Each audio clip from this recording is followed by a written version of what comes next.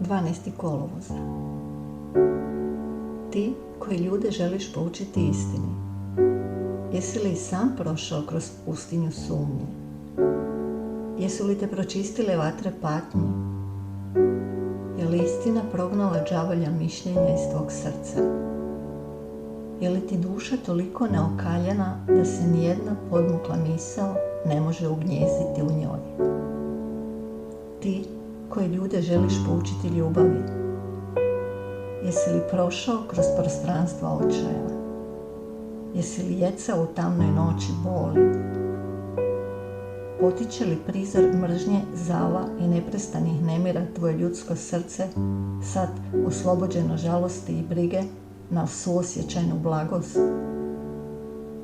Ti koji ljude želiš poučiti miru, jesi li prepolovio ogroman ocean borbe? Jesi li pronašao oslobođenje od svih divljih životnih nemira na obalama tišine? Je li iz tvog ljudskog srca nestalo sve borbenosti, a ostali su jedino istina, ljubav i mir? Uđi u unutarnje počivalište. Postani čist i ljubazan i svi će te voljeti.